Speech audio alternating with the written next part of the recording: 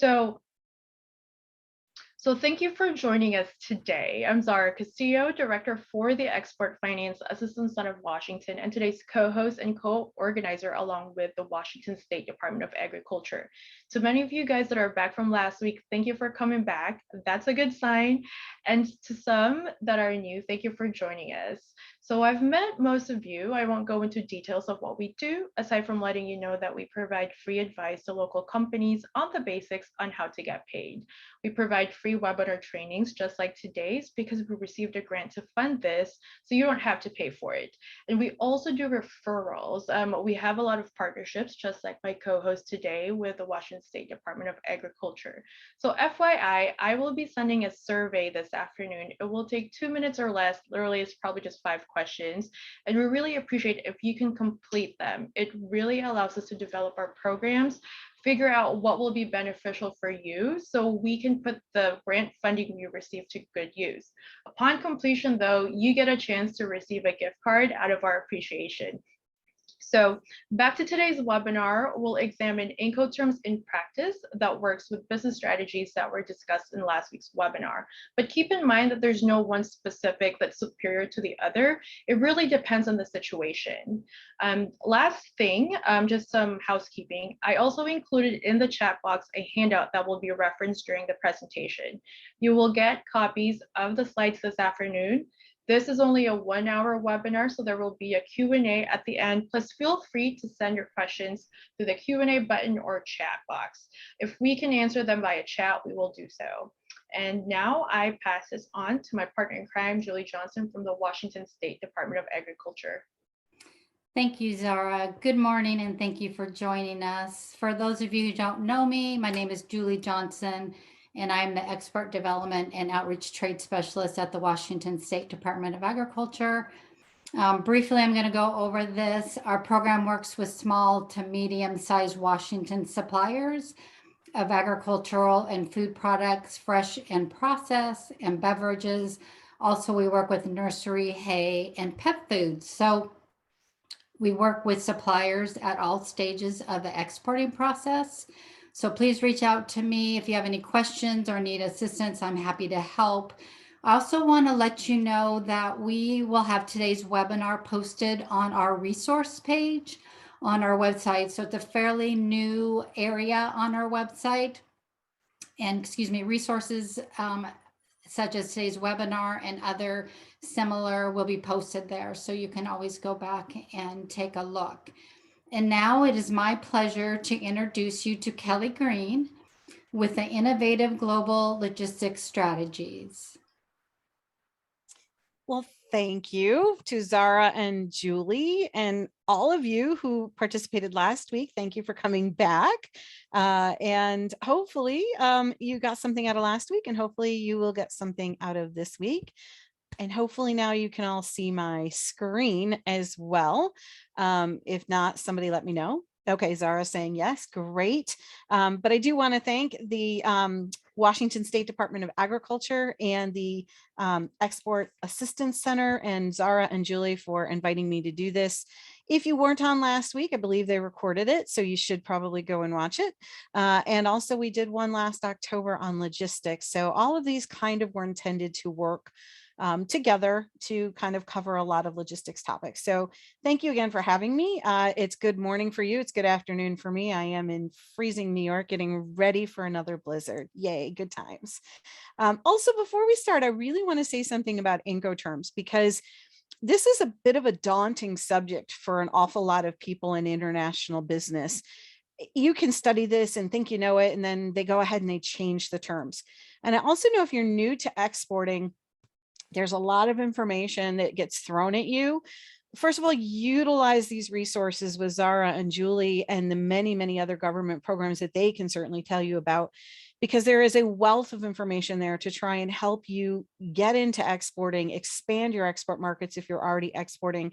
But I can certainly understand if there's a deer in the headlight look that some of you may have. And what I want to say before we get into this, first of all, I'm going to do my best to try and make this as simplified as possible for a subject that can sometimes be confusing. But what I want you to be aware of is there are tremendous opportunities for exporting, especially for agriculture products. Don't get too overwhelmed or feel, like, oh my gosh, there's too much, I can't learn it. And my goal today is to not frustrate you, but to hopefully give you some helpful information. But I don't want you to get discouraged, because that's what I see too many people feeling like they just can't do it. There's too much information, and there is a lot, but I want to tell you, you will learn it. And once you get it, and once you get into this, you're gonna be like, oh my gosh, looking back, that was so complicated, but no, it's so easy. So I promise you, you won't regret it in the long run. So I will try to advance my screen. It doesn't want to advance. Uh-oh. Zara, technology and I are not working. There we go. Yay. Okay. First of all, I'm going to talk a little bit about the organizational considerations within your company. If you were here last week, you heard me say that, it's not just a sales function. It's not just a logistics function. All pieces of the organization need to work together. And I did this last week too. I forgot to start my timer to keep me on target. Here we go. Started that. Secondly, we're going to talk about what the Incoterms are and kind of go through them a little bit, give you some examples. And if you have that handout that Zara put into the chat, you might want to open it and have it there, or print it if you can, so that we can refer to that a little bit and I can kind of help you make some sense of it. Just as a sidebar, this particular chart that we're using is put out by the International Chamber of Commerce. So this is the official and correct way to look at these Incoterms. You can find no shortage of charts out there on the internet. If you Google them, some might be a little bit more user-friendly, but be cautious, because sometimes they're not accurate. Make sure that they actually match what's on here, because these are the official rules. But I do want to walk you through this when we're talking about it today, so that you have something that you can use. And then we're going to talk a little bit again about how do you select the best Incoterm. And as Zara already alluded to, it's not really a one-size-fits-all solution to this, but we are going to talk through some of those considerations for you. As I just said, choosing an Incoterm is part of your company's overall strategy for global distribution. Now, you might be doing the indirect distribution we talked about last week. You might be doing a direct distribution that we talked about last week. However, remember what I said last week about you might start the easier way, which is an indirect with a trading company and, and an easy Incoterm, because you don't have to do too much. And that's the easy way to get in. But remember, you're not going to probably use one distribution strategy over time, and you're probably going to use multiple Incoterms as time goes on. So when you do go through this process, you want to look at this from a strategic standpoint. Every part of your organization, and I cannot overemphasize this, every part of your organization from the top to the bottom needs to understand the Incoterms and your overall strategy. Here's why. Your sales department may be a great sales team, but I promise you, they don't understand a lot about international business, and specifically the laws and the regulations. You could send a salesperson out, hire somebody in a foreign country, and they can go out there and sell their heart out, come back to you and say, well, here's what the customer wants. And they made all these promises, but it turns out legally, you can't do some of those promises. This is why it's important for them to understand the strategy, the legality, but it's also important for them to understand what Incoterms your company is willing to use and sell in any part of the world. That needs to be decided in advance, so that you can tell your sales team, this is what we'll do, this is what we're not going to do. So it's not just about your sales strategy. And the other really big piece of your company, again, cannot overemphasize this, is your finance team. If they're not on this call, you might want to have them watch this video, because the finance team, historically, as smart as they all are, and they know every government regulation with the IRS, they don't understand Incoterms. They don't understand that the terms of trade with your Incoterms are not the same. I'm going to repeat that. They are not the same as your terms of sale or your payment terms. And as a sidebar, it is also a valuation issue depending on your distribution strategy. Now, that is going to be more important in a bigger distribution strategy, as we talked last week, for a company who's already doing probably a significant business. So it may not apply to you yet, but keep this in mind for the future. If you set up a distribution facility of your own in a foreign country, like a warehouse, you're going to need to understand valuation differences. What is very popular in finance, without getting too deep into this, is something called transfer pricing, because you're basically shipping it to yourself, right? You're not selling it, you're shipping it to your own warehouse. You still need an Incoterm, and you need a value on the customs invoice in order to import it into that country, unless it's a trade zone. The problem is finance wants to use transfer pricing, which is perfectly acceptable by taxing authorities like the IRS. However, transfer pricing is not an acceptable form on the commercial invoice for duty. You have to use the actual price that you would sell it at and pay duty on that. And most companies, I will promise you, a big part of what I end up doing in my business is helping companies get out of trouble. A company I used to work with, I had no sooner started on with them and they got a letter from Canadian Customs asking a bunch of questions, and the finance department didn't go to the logistics department. They just sent out an answer, said, well, we use transfer pricing, which just opened them up to a huge audit in Canada, because of course the Canadian Customs went, well, you can't do that. That's not an appropriate value, because they had their own warehouse. It was a third-party logistics warehouse, but they considered it their own distribution facility in their own sort of company, and they shipped it up there and used transfer pricing, and they got hit with a boatload of back duties from Canadian Customs. So it's very, very important that your finance team understand Incoterms and customs valuation for anything that you're trying to do, especially if you are the one paying the duties in a foreign country. Ultimately, you must consider all of the risks and the costs that you're going to bear. So what are Incoterms? If you've done any business internationally, I'm sure you've heard of them. If you're really, really new into exporting, or you're just dipping your toes in the water and really haven't done it, you might not be familiar with what they are. So Incoterms really stands for International Commercial Terms, and it's a set of 11 individual rules. Now I say that there's 11 today. At one point there was 13. There's different numbers because they change. And they're put out by the International Chamber of Commerce. Now, they are going to define those responsibilities that you, the seller, the exporter, and the buyers or the importer in those foreign countries, for the sale of the goods in those transactions.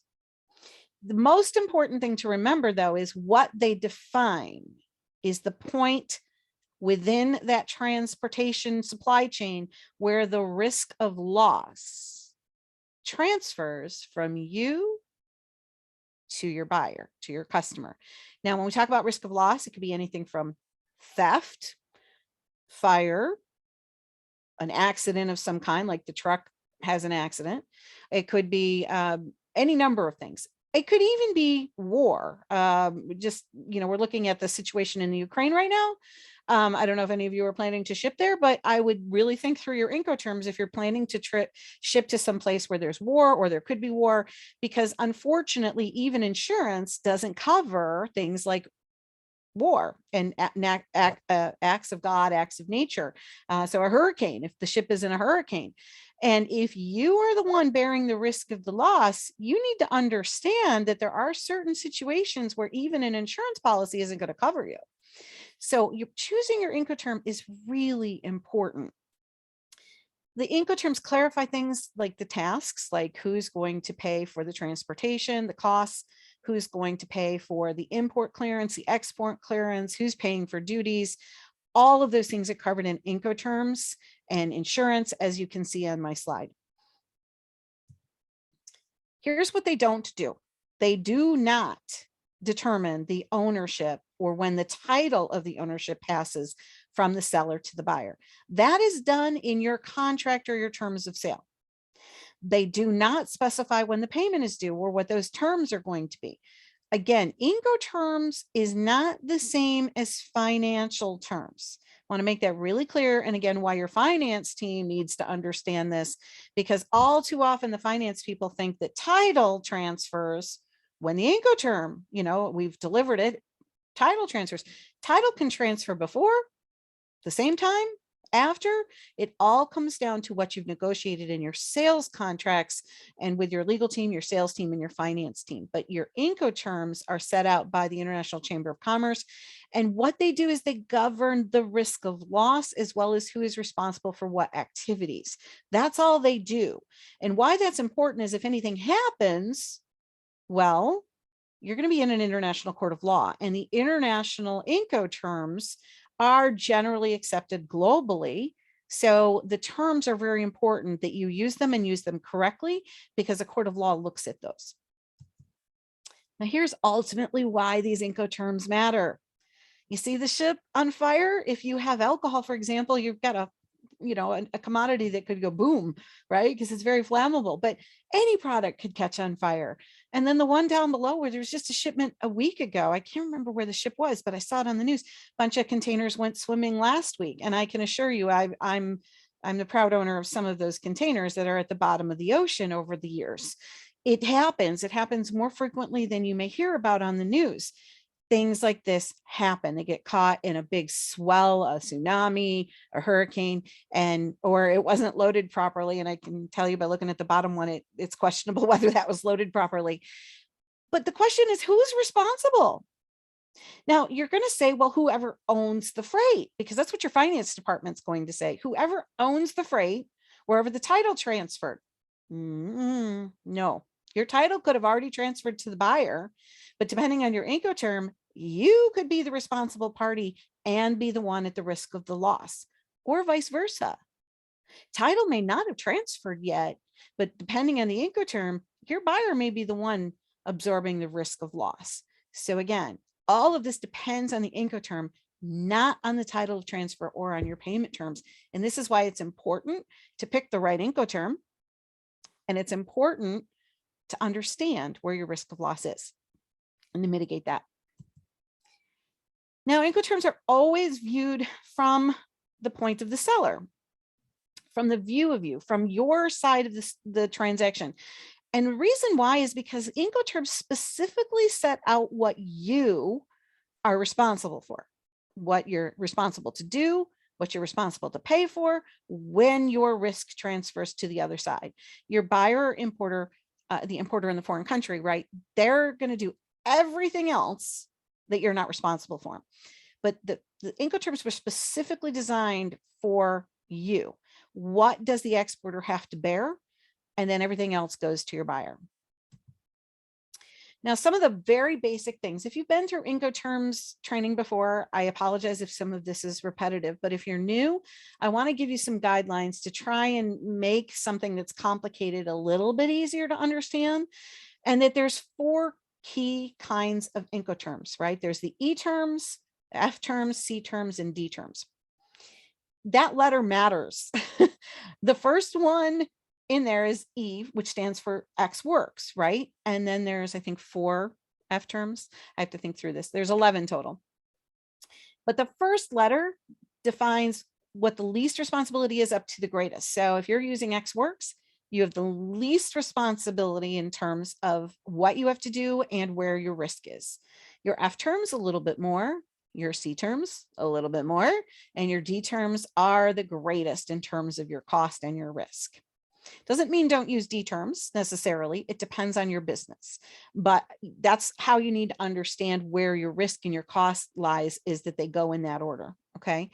And again, they specifically specify what you must do.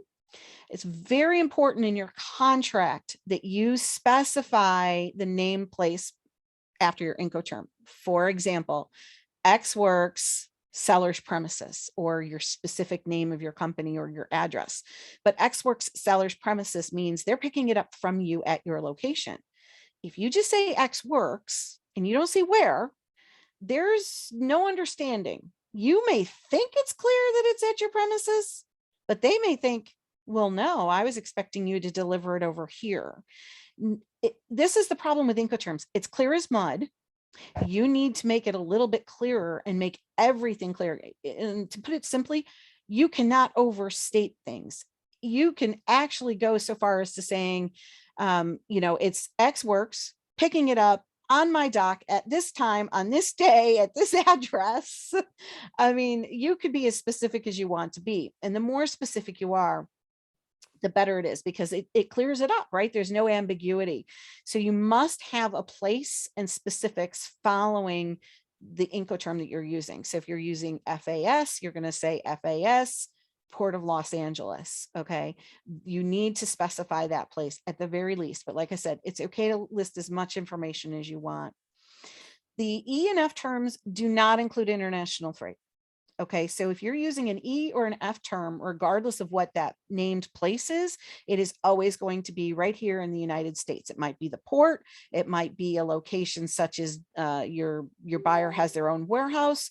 It could be a location at their freight forwarding company, but you are assured that if you're using an E or an F term, it is your responsibilities and here in the United States, both in terms of risk and in terms of cost. Your C and your D terms do include international freight, and where that risk transfers we're going to talk about in a couple of minutes does change a little bit. But the C and D terms at the very least mean that you are paying for international freight, ocean or air or truck, if it's going someplace by truck to Canada, for example.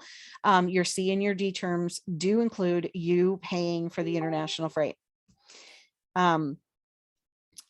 The mode of transport matters. Now, if you have that sheet that Zara put in the chat, if you look at that sheet, you will notice there's a whole bunch of terms. And what I want to put your attention to is the bottom part where it says rules for sea and inland water transport.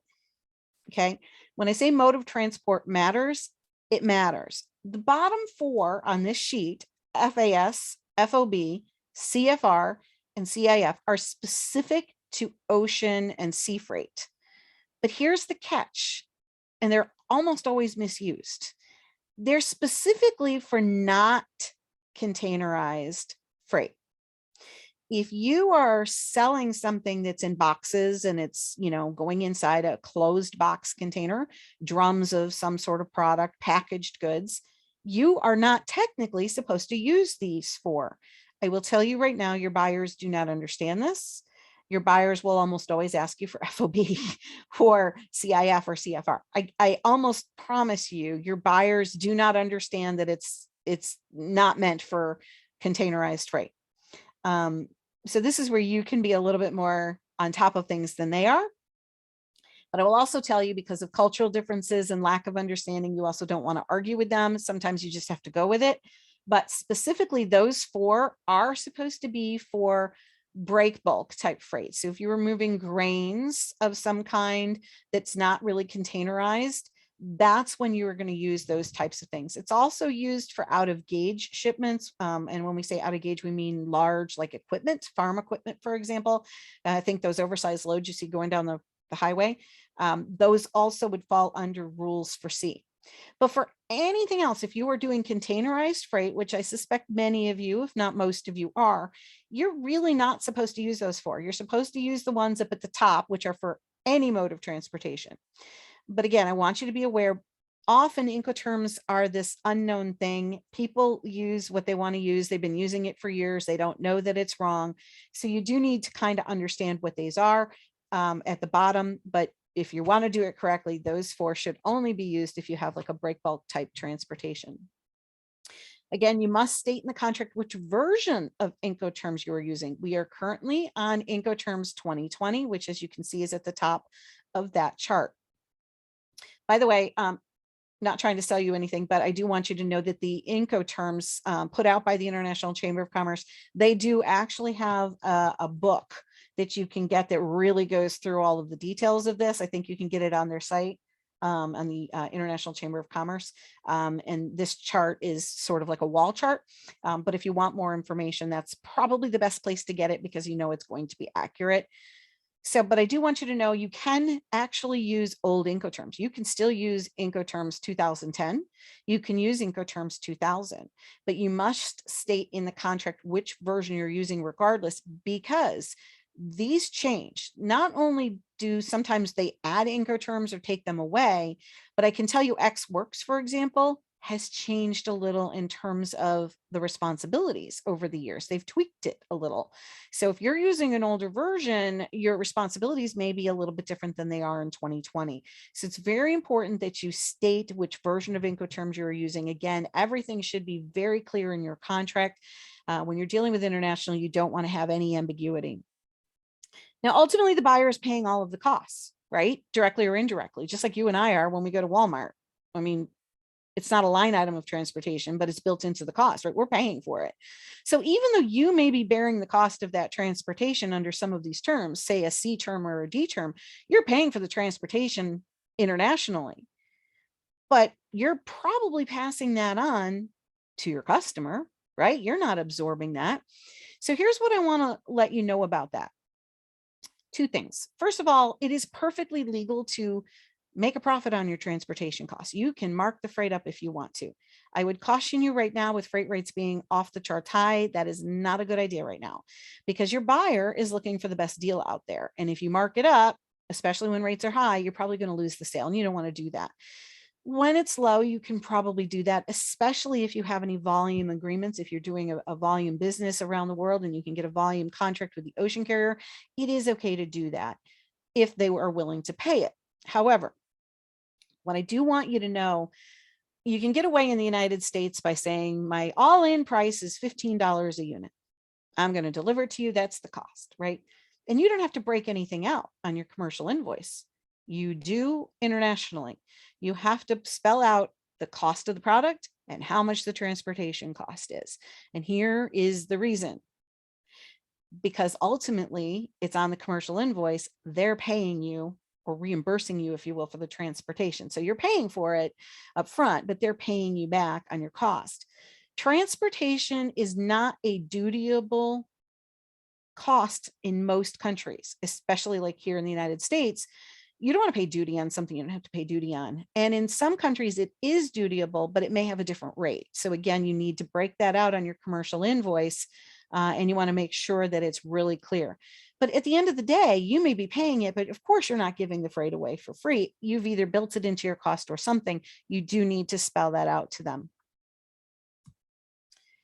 So big question, how on earth do you select the best Incoterm? Again, it's going to depend on the distribution and logistics strategies that we talked about last week. If you are doing indirect exporting, usually it's going to be routed by your buyer, say a trading company, right? They're going to come to you, they're going to say X works, or they're going to ask you for an F term and have you deliver it to their dock, because it's usually going to be here in this country.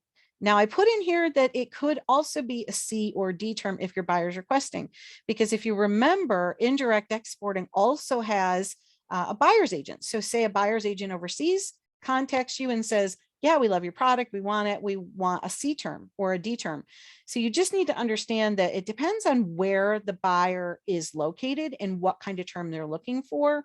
But very often it's going to be a routed transportation where you're not going to have to do much of anything and they're going to organize the whole thing, but you still need to have an Incoterm. So it's probably going to be an E or an F term. Again, remember, it's not the same as your payment terms. So keep in mind, though, this is what I want you to remember. If you're going to give them something and release a shipment, they're going to come to your dock and pick it up, and you're on a 30-day or 60-day payment terms, you need to know that buyer. You need to have some assurance. This is where I would encourage you, if you're going to do credit at all, to work with the Ex-Im Bank. I know that Julie and Zara can point you in the right direction for that because they have credit insurance. Especially if you're new to exporting, you don't want to just be like, oh, I trust you.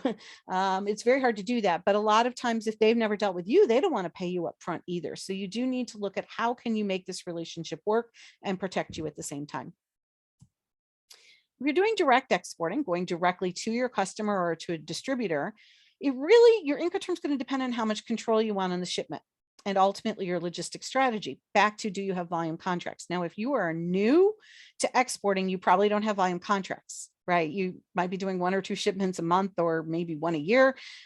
So your logistics strategy might not be really well formed and your rates may not be that cheap. In that case, you might want to look at doing an E or an F term to mitigate your costs. And ultimately, if you're not going to be competitive on the freight, your buyer may not want you to be arranging the transportation. On the other hand, if you've been in business for a long time, or you start to grow your business and you have more volume and more customers, you can negotiate a volume freight contract via your forwarder or directly with the steamship line. And in that case, you're probably going to want the control, and you're going to want to use those contracts because, one, you've promised the freight company that you're going to move so much, and there's penalties if you don't. So you're going to want the control. But the other reason you're going to want that is because it may lower your cost to other customers, right? Because you've got the volume agreement, or even to your own warehouse by shipping directly to your customers and paying for the freight. So you really do need to look at this strategically. It could be any term. You could use a C or D terms, but if your buyer says, hey, I've got my own freight forwarder, for example, or if they also are only buying a small quantity, maybe they're not buying a full container, they're not buying a 20-foot or a 40-foot container, they're only buying a few cases, they're going to want you to ship that maybe stateside to their freight forwarder, who is maybe marrying it with some other products and building their own container with multiple products. So you could have really any term, and it would tell you that flexibility with your customers and knowing these Incoterms and understanding what the risks are to you and being open to that is really important to make you a lot more competitive strategically. But it also depends on government regulations in the country you're going to. There are some countries, I'll pick on Mexico because it's close, where you cannot actually do a D term because you cannot be the importer of record in a foreign country. They just don't allow non-resident importers. So you can't do that. So you do need to understand the government regulations, because it will also, back to what I said about your sales team needs to be given the guidance on what Incoterms are acceptable to you, not the other way around, where they come back to you and say, I got this great deal and we're going to do this and we're going to do that. That's what usually happens. And I can tell you it happens in some big companies. I used to be the director of global logistics for the Oneida Corporation. And I can tell you, I had words with the sales team when I first got there, because they were out there selling stuff in every which way. And I was like, no, we can't do that. Like, what do you mean we can't do it? No, we can't do that. So you do need to make sure that your sales team is given direction on what you will accept. And that really comes down to strategy. And again, even though payment terms are different, you should always consider them, as I mentioned, in indirect exporting. You want to consider how much you're willing to float your money, because you may be paying for this transportation cost well before they pay you. So how much are you willing to float? Okay, so your favorite term, Ex Works. Everybody loves Ex Works. We're going to look at a little bit of a comparison here between Ex Works and Free Carrier. If you're not familiar with Free Carrier, don't worry, you will be in a moment.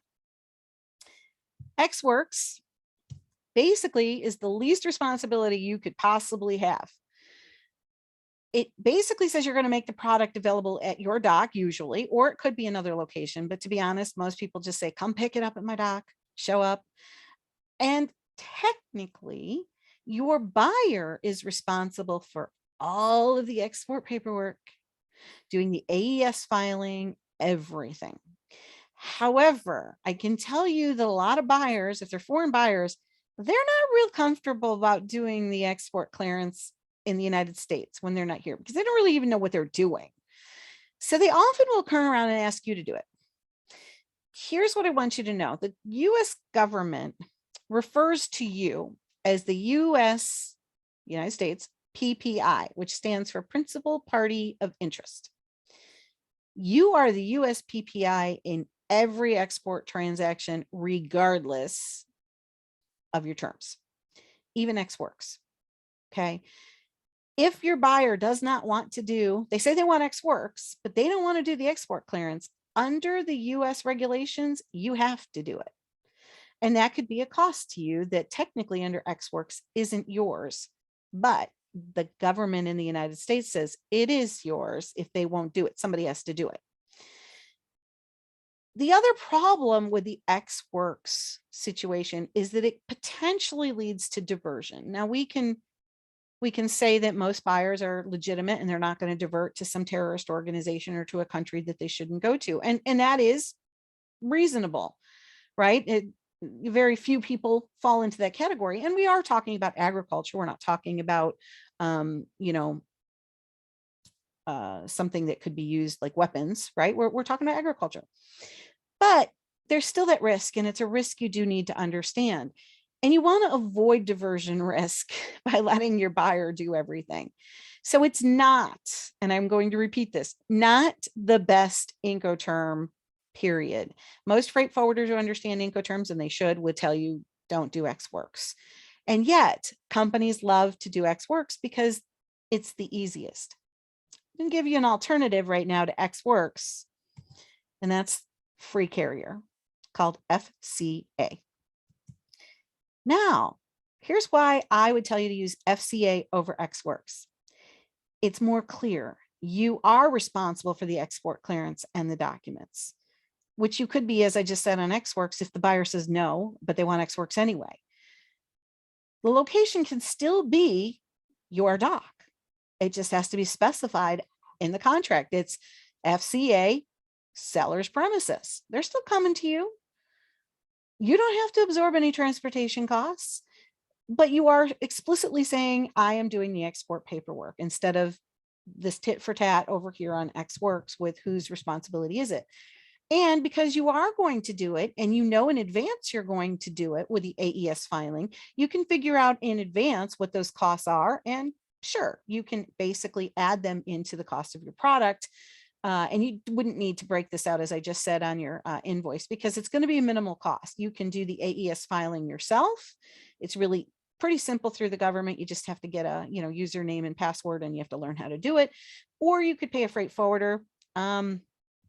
I will tell you, if the freight forwarder is charging you more than $25 to do it, find another freight forwarder, because they shouldn't be charging you more than $25. I know there are some that are, but I'm going to tell you, use 25 or less as your benchmark for an AES filing, and your freight forwarder can do that for you.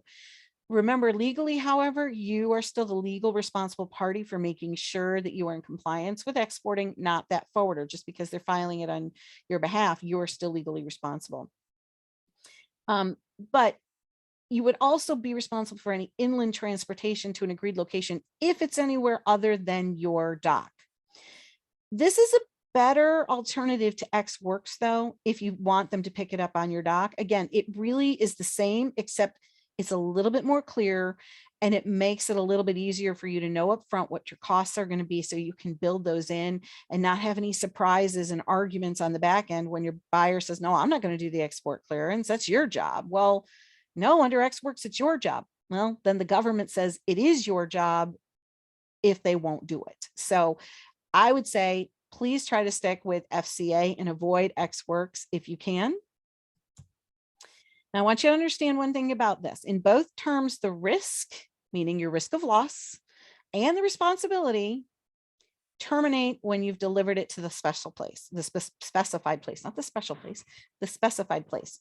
Now, if you want to look at this little chart that you have, I'm going to try and explain it. Up in the left-hand corner, you have EXW that says Ex Works. Now, if you see it, it's got two lines underneath with the costs and the risks.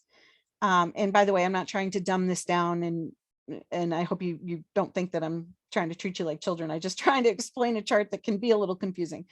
You can see the cost and the risk in the different colors. And if you see the little arrows under there, they're all the way over to the left, meaning that's you're the exporter. Your costs and risks are very minimal here. And you don't have any of the export formalities, technically, as we just said, under Ex Works, unless they refuse to do it. And then the line, you can see everything else goes to the buyer. It's their responsibility. Now, if you look at the free carrier right underneath it, which we're talking about, you see it's pretty similar. The arrow is a little bit longer. And there's two reasons for that. One is you are doing the export formalities, as we just said, but it also could be any named place. It doesn't necessarily have to be your dock like Ex Works, or it could be just down the road, but it's not very far.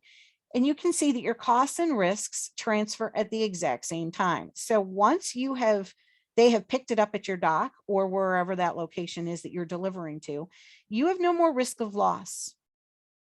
Ex Works or a free carrier, if it's seller's premises, they can drive 1 mile away from you and the truck can overturn, and maybe they haven't paid you. Maybe there's no title transfer, but guess what? They're the one who bears the risk, because you've met your obligations and your risk transferred as soon as you delivered that product to that specified place. So hopefully you can understand by looking at this. Now, Again, under FCA, you can see that there's two different ones here. And I believe, even though the truck's going in the wrong direction, I suspect, I don't know why they did that. I suspect that that's because, again, it could be at your premises or it could be just down the road somewhere. But in both cases, you can see, again, that your risk and your costs go at the same time. Now, FOB and FAS, free on board and free alongside, are two of the more commonly used Incoterms, but they're also the most misused, as I mentioned a few moments ago. Buyers will often request it. And again, as you can see, it's at the bottom of that chart. They're specifically for ocean shipping that is not containerized. And most of you are probably shipping, as I said, in containerized freight. If you are shipping in break bulk, don't worry, you can use anyone you want. But I also want you to know that FOB domestically, which many of you are probably using if you're selling domestically, it is not the same as domestically. And that falls under the Uniform Commercial Codes. Yes, it says it's the same, but it's really not. It's done completely differently. And it should only be used, again, for ocean freight that's not containerized. If it's containerized, it should be FCA. Now, as I said, your buyer often does not understand Incoterms, and maybe they have been using FOB for 50 years. You're not going to change their mind. I promise you, you're not. So it's important for you to understand in this case that FOB and FAS are very similar to what we just talked about with free carrier. So if they do insist on FOB, your risks and your costs, again, transfer when you deliver the goods. Now, free on board, however, includes the loading onto the ship, or if you're delivering it to their freight forwarder location. But if it is being delivered to the port, you are also responsible for the cost and the crane to get it on. Any origin charges fall to you under FOB. And that could be a little different than FCA, depending on where you're delivering it to. So you do want to kind of keep that in mind. FAS is free alongside the ship. I can tell you from experience, though, most buyers are going to ask you for FOB, and they want you to get it to the ship or to their freight forwarder, get it loaded on and take care of all the origin charges. Then your risks will transfer. They are still going to pay for all the international transportation, but just keep that in mind. Again, you're probably not going to win that battle. Zara's got her hand up. I can't hear you.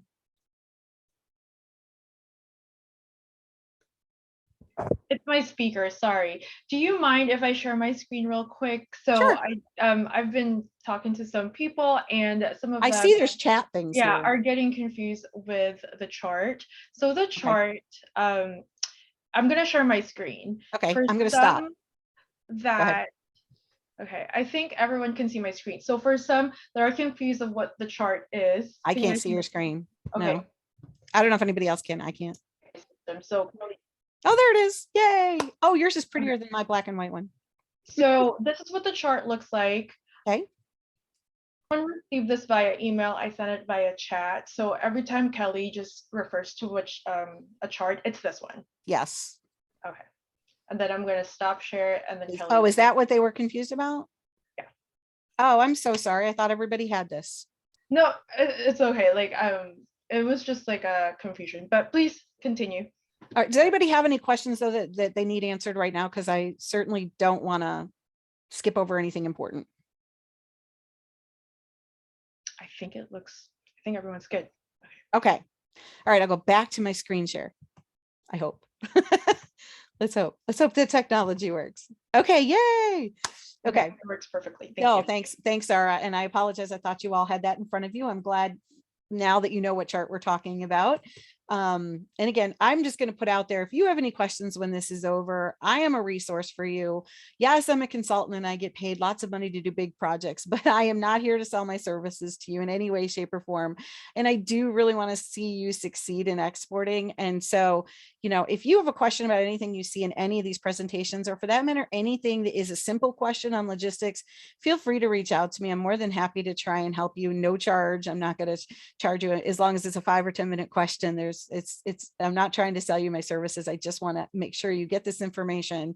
So don't be afraid to send me an email or give me a call, and I will do my best to try and help you or get you to the right people. Okay, so again, if they say FOB, just go with it.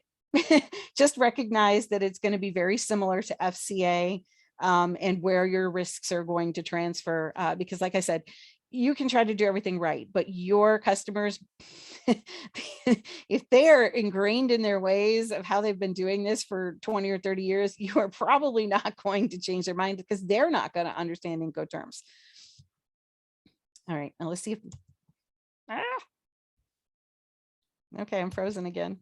Shoot. Yay. Okay. Now we're going to talk about the C terms, which are extremely popular in international trade, especially if you are doing any volume of business overseas. Okay. There are 4.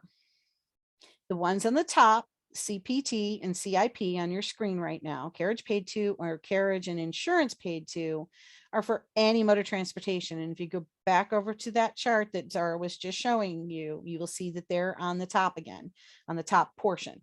CPT is right under FCA and CIP is over in the upper right corner. Then you will see CFR and CIF. They're down on the bottom because again, these are specifically for non-containerized ocean freight.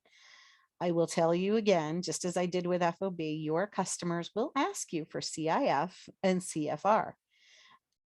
I promise you, a lot of them will do that. They just don't know that it's for non-containerized freight. They're pretty much exactly the same as CPT and CIP. So really don't get confused that there's 4. They're essentially the same. You're going to, carriage paid to is basically you're paying the cost and the freight to this particular location. Carriage and insurance paid to is the same as cost, insurance, and freight. They're identical, except of course one is supposed to be for containerized and one is for non-containerized. And I will also add the top is also for air freight. If any of you really want to spend that kind of money air freighting, you can use these as well. But again, don't get hung up if your customer is wrong, because 9 times out of 10, they will be. Now, here's what I'm going to just throw out a question to you. And I can't really see the chat, but I want to know, I want you to think about this for a second. What the C terms mean is you are paying everything from your place all the way across the ocean to whatever country you're going to. Let's just pick on China. Say you're shipping to China. You are going to pay to get it to the port. You're going to get it on the ship. You're going to get all the export clearance. You're going to get it all the way over to China and offload it off of the ship. At the very least, you might even have to deliver it somewhere. Typically, those would be D terms we'll talk about in a minute. But at the very least, you're shipping it all the way to, say, China. That's what you're responsible for. That's your cost, right? Those are your responsibilities. Where does your risk of loss end? When does the seller bear the risk? Now, remember, in the E term and the F term, they're at the exact same point. Has nothing to do, again, with your title transfer, nothing to do with whether they paid you or not. This is only Incoterms. On the X works or any of the F terms, FCA, FAS, or FOB, your risk of loss transfers at the same time of your cost and responsibility. Where do you think it is on the C terms? I can't see the chat, so I'm not sure. Hang on a second. Zara's got a smiley face. Nobody's answering in the chat. Okay. So I want you to think about it for a second, right? The logical explanation, most people would say, if you remember that picture I showed you a few minutes ago with the ship on fire, right? Most people would say, well, if I'm paying for the freight all the way across the ocean, and that's my responsibility, then I'm probably the one bearing the loss. The other thing that I hear most often, especially from the finance department, back to your finance department, who I like to pick on, sorry, Zara, but I like to pick on the finance department. They like to say, well, it depends on who owns the freight, right? It depends on where the title transferred, because if the title transfers, then that's the seller's responsibility, or the buyer, sorry, the buyer's responsibility. And both are wrong. This is why the C terms are often called, if my screen would move, contradictory and confusing. It's a term we love. And here's why. They're the only terms out of all of the Incoterms that have this confusion. And they're very popular Incoterms, so you do need to understand this. Where your risk transfers and where your responsibility transfers are two different places. You are responsible for the transportation all the way to the foreign country. Your risk of loss ends at the port of origin here in the United States. So once it's like your F terms, where your loss ends, your risk of loss ends when it's at the port or wherever that delivery is. In this case, it's probably going to be the port. Your risk of loss ends here in the United States. So even though you're paying for it to be on the water or in the air, if that ship catches on fire, that risk of loss is on your buyer. This is why insurance is so important. And this is why I said a few minutes ago, if you're going into a war zone, you might want to be careful. If it's a C term, you're okay. That risk of loss is on your buyer. The D terms, which we're going to talk about in a minute, are on you. So if you're going into some of those areas, or if it's hurricane season, a C term, you still paying for the transportation, but the risk of loss, if something happens after it's loaded onto that ship, belongs to your buyer. And that's why insurance is so important. Now, again, I'm really spending a little bit more time on this, even though my thing is going off right now on me, because the C terms are the most complicated ones to understand. If you go back over to the chart, you're going to see this difference. If you look at CPT, you will see at the very under costs, the arrow goes all the way across, meaning that you, the buyer or the seller, the exporter, are paying all those costs. But you can see your risks, they end here. And the seller has to do all of the rest. Very important distinction on the C terms. And I want you to understand that those are really good terms, especially if you have good ocean freight rates, or maybe you're dealing with a buyer who really has no idea how to import. Maybe they have less of an idea how to import than maybe you do of exporting, because trust me, that happens. They want to buy it, but they don't have a clue. This is an opportunity for you to do this with the risk of loss being theirs. But this is also why it's important, again, you specify in your contract which version of Incoterms you're using, all of the details about where you're delivering, and very clearly specify everything, because they may not understand they have the risk of loss until something goes wrong. Now, real quickly, I want to go over the D terms. D is delivered at plate. We've got DAP, DPU, and DDP. Now, I'm just going to tell you, these essentially mean you are delivering it somewhere into the foreign country, not just terminating at the port as with a C term typically. This means you're going to be potentially delivering it to their location, okay? The delivered at place is a little bit closer to CPT, right? Delivered to the named port of destination, it's not unloaded or customs cleared.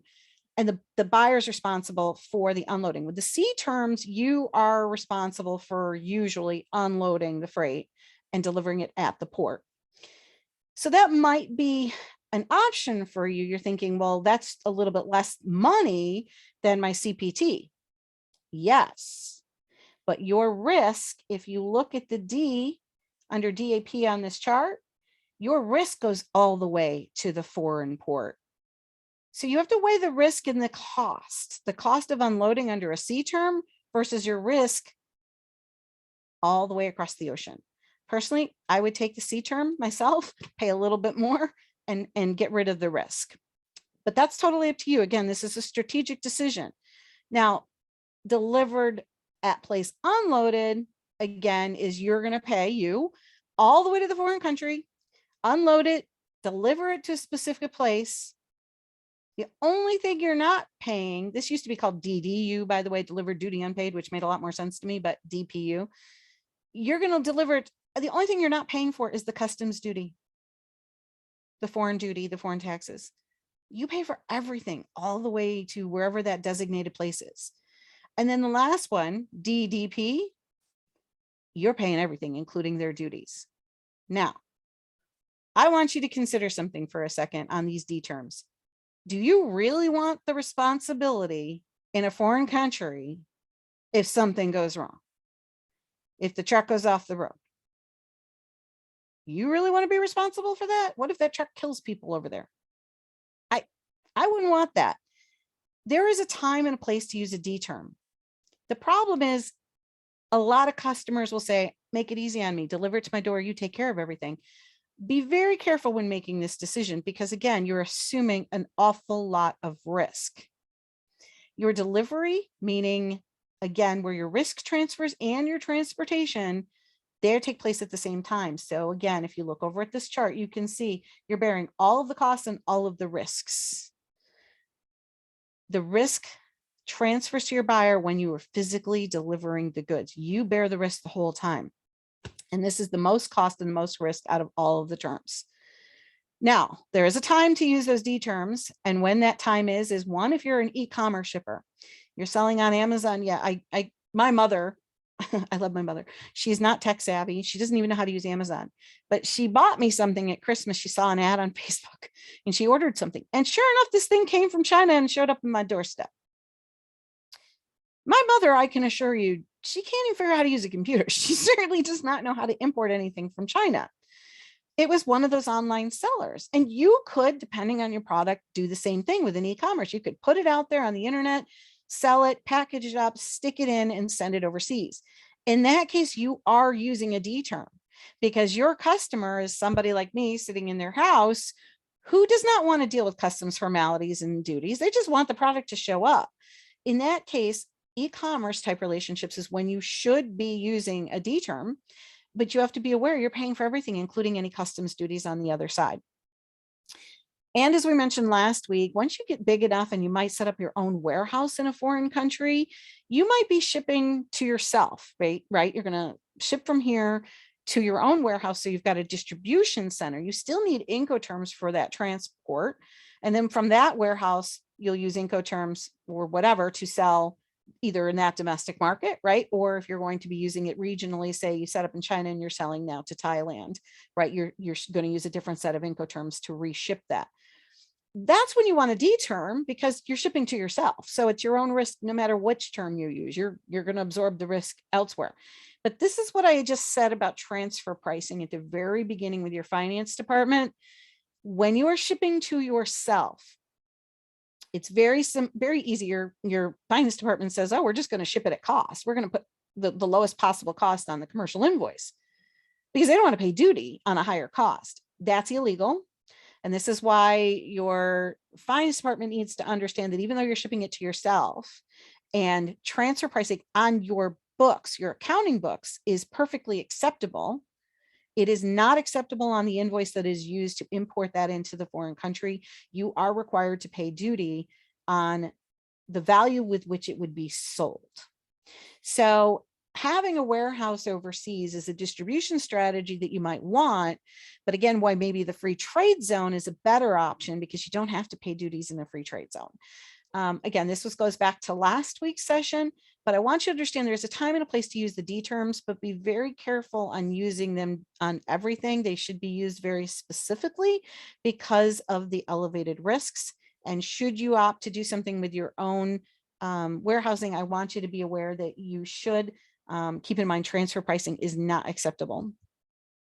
All right, so some of the rules of thumbs, I know I'm running out of time here, of when you're using Incoterms. You, the seller, must clearly define all of these conditions, payment, port time, frame, everything in your contract. The farther that it is, the higher your cost of transportation. Obviously, that makes sense. You must determine what charges are included in the quotation based on your terms of sale. But again, you should spell it out in your quote, because it's going to need to be spelled out on the actual commercial invoice for exporting. Anything you forget to put in that quotation is probably coming out of your pocket, because you can't go back later and tell them, oh, I forgot, you need to pay for this. You're probably going to end up paying it.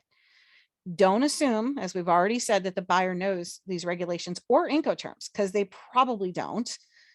And the seller is ultimately responsible for the inclusion, for making sure that these costs, your timely shipping, all of that is done. Now, the freight forwarder can help you, but remember that the buck stops with you, not your freight forwarder. And ultimately, best rule in international business is don't assume anything. All right, indirect exporting. I personally think your best option is FCA. This is totally up to you. You can still choose to use XWorks. Or, as I said, if your buyer wants something, you can choose a different method. But FCA, as we said when we talked about it, avoids the headaches with XWorks, and you still achieve the limits on the risk. If you're doing direct exporting, the risk transfers in origin country if you're using FCA or any of the C terms. Your risk transfers here.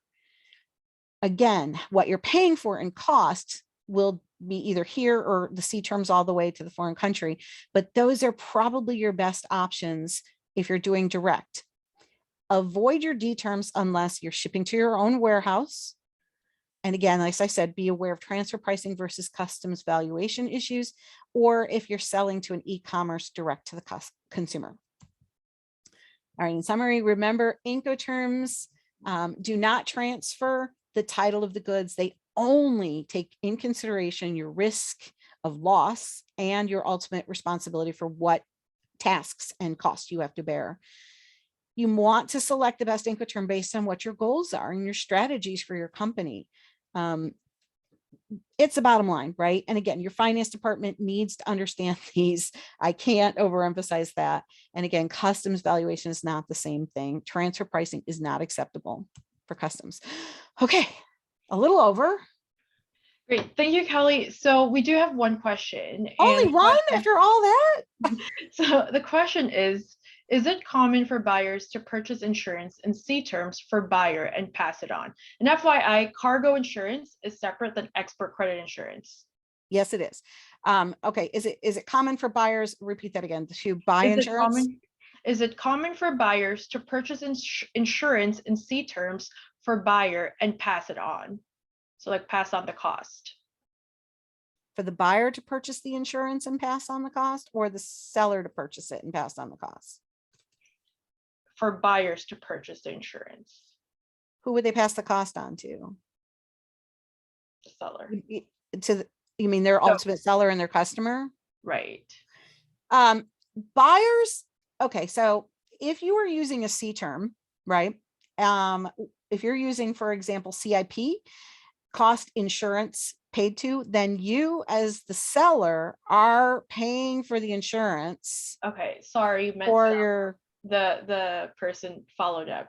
Sorry, meant seller. So he meant, is it common for sellers to purchase the insurance in C terms for the buyer and then pass on that cost? Is that, I think that's what it is under the, if you're using the C terms, the CIP, which is, it includes the insurance, the cost insurance, or CIF, cost and insurance, right? If you're using the other terms, carriage paid to, it does not include insurance. And neither does CFR, right? It's cost and freight. If your buyer wants insurance, now remember, they should want insurance because they're the ones bearing the risk when it's on the ocean under a C term. So, but if they don't want insurance, and there might be a reason they don't want you to get the insurance. Insurance, okay, I shouldn't tell you some of this, but I will tell you this. There are some funky rules for ocean carriage for insurance, including the fact that sometimes, not always, you can add the insurance after the ship sinks. Now, that's not how we think of car insurance, right? We buy car insurance in advance, but don't assume that you can add the insurance after. Okay, a lot of people roll that dice. Don't do that. If your buyer wants you to just do CPT, carriage paid to, or CFR, cost and freight, it likely is either they don't care and they're willing to take a risk. 2, they don't understand that they're absorbing the risk. Or 3, they actually already have a maritime insurance policy. And if it's a larger company, it's quite possible they have a blanket policy. I've worked for Carrier Corporation, big air conditioning manufacturer, way back in my career. Of course, we had our own maritime insurance policy. So we didn't have any of our, where we bought from, we didn't need the insurance. We insured our own goods. But if you're selling to a smaller company or a distributor who doesn't have a maritime insurance policy, they would be foolish, in my opinion, to not want CIP or CIF, in which case you are buying the insurance. So the second piece of that, if you are buying the insurance, there's a couple ways to buy insurance. I would highly recommend you go to an insurance company. There's several out there. One that I've seen a lot is Marsh & McLennan. I'm not endorsing them. I'm just saying I know they do maritime insurance. And that's actually who Carrier Corporation used to use. I have no idea who they are now because I was there 20 years ago. But if you get a maritime policy, it's not that expensive. Your maritime policy is going to be based on, they're going to ask you a lot of questions like any insurance, right? How many transactions you're going to do? What is the value? You can get a relatively inexpensive maritime policy. And then every time you do a shipment that you want to insure, you go and you ask them for insurance, a certificate specifically for that insurance that lists your customer as the named insured on it. Okay. And you will include that in your document pack. That is going to be a lot less expensive for you. And then you can always charge your customer a little more for the insurance because they don't really know what you paid for it. The other option is to go through a freight forwarder, your own freight forwarder, or if you're shipping the products, assumably you have your freight forwarder, they will sell you insurance, but it's usually a lot more expensive. And again, you're passing the cost on, so it might not matter, but just want you to be aware that is one way to get it is through your freight forwarder. It is more expensive than if you go directly through an insurance company. And you can always go shopping for quotes and just compare the quotes that you get. 100%. Yeah. Yeah. Cool. It will be based on, the price will be based on the value of your shipment. Cool. Okay. Well, we went a little bit over time. No more questions? Thank you for everyone. But if there's any questions, please type it up. So while you guys are thinking about questions, FYI, I will be sending a copy of these slides today, this afternoon, and also a copy of this recording, just in case people are wondering. Yeah, and absolutely. Like I said, I want to be a resource. So if you have any questions, Incoterms can be a little bit of a daunting thing, but even if you have questions about anything logistics related, if I don't know the answer, I can probably point you in the right direction. So don't be afraid to reach out to me. I'm not going to charge you for simple things. I don't even charge my existing clients for, I give away way too much for free. I'm told all the time, but I really enjoy helping people do their exporting. And I really enjoy working with Julie and Zara. I know they have an awful lot more information than I do. I'm very specific on the logistics piece. Cool. So it doesn't seem like there are any other follow-up questions. I'd like to thank Julie and Kelly for being with us today. Kelly, thank you for giving this instruction. Julie, thank you for co-organizing, co-hosting with me. I do see a question, actually. Oh, there's one. Okay. How does EXIM insurance come in? So EXIM insurance is export credit insurance, and it's a risk. It's a non-payment risk. Basically, if you've delivered your products and your buyer did not pay you, that's when export credit insurance comes in. Now, if your product is in the freight or is in the water and burned somehow, EXIM credit insurance does not cover that. It's the cargo insurance that covers that. Correct, 100%. But I will point out that I am amazed at how many companies don't know about EXIM insurance or use it. And if you are looking to go overseas and do business, you really need to consider that to limit your own risk and validate whether your buyer is actually legitimate. Because, the problem is so many people get into business and they want payment up front. 100% payment. Right. But remember, you don't know the buyer, but they don't know you. So they're not necessarily wanting to give you money before they put it on the water either. But by, getting them vetted, EXIM does a great job of going through that and protecting you so that you can get paid. If you can offer credit to those customers, you're going to have a better opportunity to sell than someone who says no cash up front. So it is a great program you should be seriously looking into. It's really not that expensive. The cost is very minimal. We can talk about later, but really it could be as cheap as 60 cents per $100. So you're paying like $60 for $10,000 worth of goods. But we can talk about that later. Okay, so any other questions? It doesn't seem like so. thank you for your time, Julie. Yeah, just thank you again for joining us. Reminder, please fill out that survey. It really helps us decide what topics you would like us to have in the future. So we would really appreciate I don't know, Zara, were there 6 questions or it's very short. So 5 or 6. yeah. It's really short and really want to make sure your taxpayer dollars are going somewhere beneficial for you. Basically, they want to know if you got something out of this. That too. And I would like to know that myself. Hopefully I didn't dumb it down too much. Hopefully I took it at a pace that you can understand. And but like I said, don't be afraid to ask me questions. And I'm sure you can direct them either to me or to Zara and Julie, who can, they know how to reach me.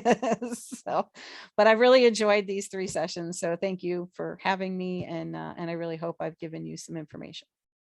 Great. Well, thank you so much, everyone. I'm going to hang out for maybe 20 more seconds, just in case there's some last minute inquiries. Maybe like 10 seconds. Great. Well, thank you, everyone. Have a good rest of your afternoon, and we will sure to keep in touch. Thank Thank you. Bye-bye.